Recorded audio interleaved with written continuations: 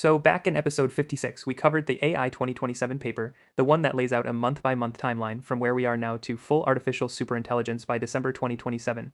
We took it seriously. We explained why the authors were credible, and we laid out why the scenario, even if aggressive, is worth preparing for. And then Neil deGrasse Tyson dropped a Star Talk episode in January called Why the Singularity is Probably Wrong. Right. And look, we love Neil. He is one of the greatest science communicators alive. He has done more to get people excited about physics and astronomy than almost anyone in the last 50 years. But on this topic, we think he and his guest Adam Becker are making some real mistakes. And today we are going to walk through their arguments, give them a fair hearing, and then explain where we think they go wrong. And just to be clear, this is not a hit piece. We are not dunking on Neil deGrasse Tyson. We are engaging with his ideas because they deserve to be engaged with. He has a massive audience, and his take on AI shapes how millions of people think about this. So let us start with the core argument across two Star Talk episodes, one with Adam Becker called What Billionaire Tech CEOs Get Wrong About the Future in December 2025, and then the January follow-up, Why the Singularity is Probably Wrong. They lay out 5 main claims. Let us take them one at a time. Claim number 1, exponential growth always hits a ceiling. This is Adam Becker's big argument, and it comes from his book, More Everything Forever. He says that singularity believers are essentially projecting exponential curves into the future without acknowledging that every exponential eventually becomes an S-curve. Population growth leveled off, the speed of human travel peaked with Apollo 10. Moore's law is slowing. He says the idea that computing power will just keep doubling forever is, and I quote, wishful thinking. And honestly, that is a fair point in the abstract. It is. Every individual technology does follow an S-curve. Vacuum tubes maxed out, transistors are approaching atomic limits. He is not wrong about that, but here is where the argument breaks down. The singularity hypothesis is not about one technology continuing forever. It is about paradigm shifts. Vacuum tubes gave way to transistors. Transistors gave way to integrated circuits. We are now looking at new architectures, neuromorphic chips, optical computing, and yes, potentially quantum computing for specific tasks. So each individual S-curve tops out, but a new one starts before the old one finishes. Right? And Becker addresses this. He says that past paradigm shifts do not guarantee future ones, which is technically true. But look at what has happened just in the last 18 months. We went from AI models that could barely hold a conversation to models that can write production code, conduct research, and pass expert level exams. The rate of paradigm level breakthroughs in AI specifically has been accelerating, not slowing. What about his claim that it takes exponentially more effort to sustain progress? He cites that Stanford MIT study about Moore's law requiring 18 times more researchers over the decades. That is a great study, and it does show that maintaining Moore's law got harder over time, but there is a crucial difference between semiconductor manufacturing and AI research. In AI, the tool you're building can help you build the next version. That is not true of lithography machines. You cannot ask a transistor to design a better transistor, but you can absolutely ask an AI to help improve AI, and that is already happening. Every major lab is using its current models to accelerate research on the next generation. So the recursive improvement loop changes the math. It does, and this is actually the core insight that singularity proponents have been pointing to for decades. Going back to I.J. Good's 1965 paper on the intelligence explosion, once you have a tool that can improve itself, the old rules about diminishing returns may not apply in the same way. Okay, let us move to claim number 2. Intelligence is not a single dial you can just turn up. This is one of Becker's strongest arguments, and Neil really leans into it. The idea is that intelligence is multidimensional, and AI can be superhuman at chess or coding while having zero understanding of social situations, physical intuition, or common sense. So the idea that you just keep scaling compute and eventually get superintelligence is naive. Where do they go wrong here? 2 places. First, nobody serious in the AI field is arguing that you just turn up one dial. Modern AI development involves architecture innovations, training methodology, data curation, reinforcement learning from human feedback, tool use, multimodal integration. It is not just add more compute. The people building these systems understand this better than anyone. Second, and this is the bigger problem with the argument, the trend lines show that AI systems are becoming more general, not less.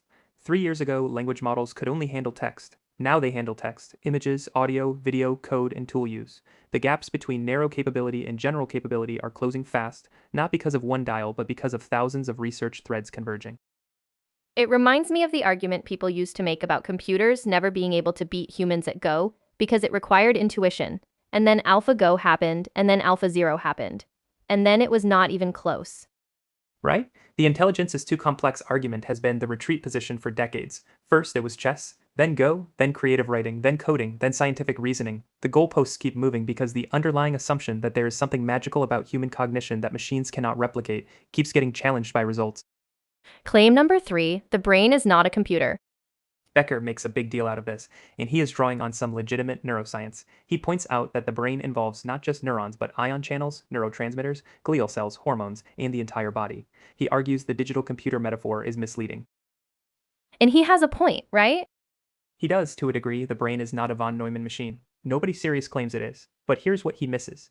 You do not need to simulate a brain to achieve general intelligence. Planes do not flap their wings. They fly using different principles than birds. The question is not whether AI works the same way as a brain. The question is whether AI can achieve comparable or superior cognitive outputs, and increasingly it can. The whole but brains are not computers thing is a category error. It really is. Nobody at Anthropic or OpenAI or Google DeepMind is trying to build a silicon brain. They are building systems that can reason, plan, learn, and adapt. The substrate is irrelevant. What matters is the capability. Claim number 4. Moore's law is dead. Becker says this multiple times across both episodes, and look, he is right that traditional Moore's law, the specific doubling of transistors on a chip every 18 to 24 months, has slowed down. The cost per transistor has stopped decreasing as fast. We are bumping up against physical limits. But But effective compute per dollar is still increasing rapidly, just through different means. GPU architectures, specialized AI accelerators, better software optimization, model distillation, mixture of experts. NVIDIA's H100 to B200 jump was not about transistor count, it was about architectural efficiency. And on the software side, algorithmic improvements have been contributing as much or more than hardware. A model that would have cost $10 million to train 2 years ago can now be trained for a fraction of that. so the metric that matters is not transistors per chip. It is intelligence per dollar. Right. And by that metric, we are still on an aggressive curve.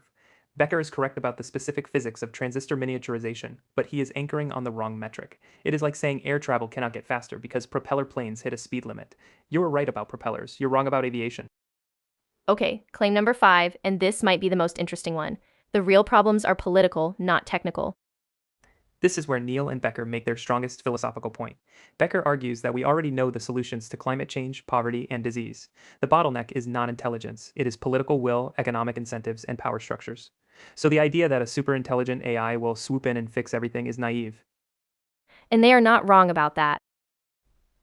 They are not. If you think the singularity means superintelligent AI fixes everything, then yes, that is naive. Political problems require political solutions, but that is not actually what most serious singularity thinkers are arguing. The argument is that superintelligent AI would give us dramatically better tools for solving problems, better climate models, better drug discovery, better materials science, better economic modeling. The intelligence itself does not replace human decision making, but it massively expands what is possible to decide between. It is like saying we already know exercise is healthy, so why do we need better medical research? Well, because there are a lot of problems we do not know how to solve yet. And there's another layer to this. Some of the hardest problems in science genuinely are intelligence bottlenecked protein folding was, until AlphaFold cracked it. Fusion energy has theoretical solutions but requires engineering optimization at a scale that could benefit enormously from AI-assisted design. The idea that we already have all the answers and just need political will is frankly wrong. We have some answers, we need a lot more. So where does that leave us? Are they right or wrong? Here's my honest assessment. Tyson and Becker are right that blind faith in exponential curves is foolish. They are right that intelligence is complex. They are right that political problems need political solutions. They are right to be skeptical of tech billionaire hype. Those are all valid criticisms. But But they are making the classic expert outside their domain mistake. Neil is an astrophysicist, an incredible one. Becker is a physicist and science writer. They are applying physics intuitions, S-curves, thermodynamic limits, diminishing returns, to a field that operates on fundamentally different dynamics. Software is not hardware, intelligence is not energy, and the recursive self-improvement loop that defines the singularity hypothesis is unlike anything in the history of physics. they are reasoning from the right framework for the wrong domain. Precisely. And here's the thing that worries me most. If people listen to Neil, and millions do, and conclude that the singularity is definitely not happening, they might stop paying attention to the very real risks and opportunities that rapid AI progress presents.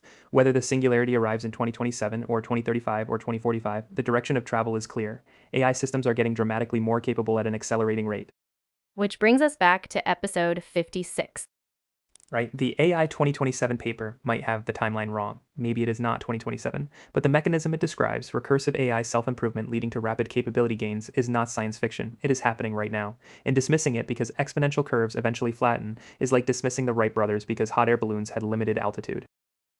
So our message to Neil, We respect you enormously. Your work has inspired millions, including us. But on this one, you're looking at the wrong curves, listening to the wrong analogies, and underestimating a technology that is evolving faster than anything in human history. The singularity might not happen the way Kurzweil predicts. It might not happen on the AI 2027 timeline, but the underlying dynamic AI systems that help build better AI systems is real, and it deserves better than a dismissal. Come on the show, Neil. We would love to have that conversation. Seriously. Open invitation, Star Talk crossover. Let us do it. Until next time, keep learning about the things you know nothing about. See you in the next one.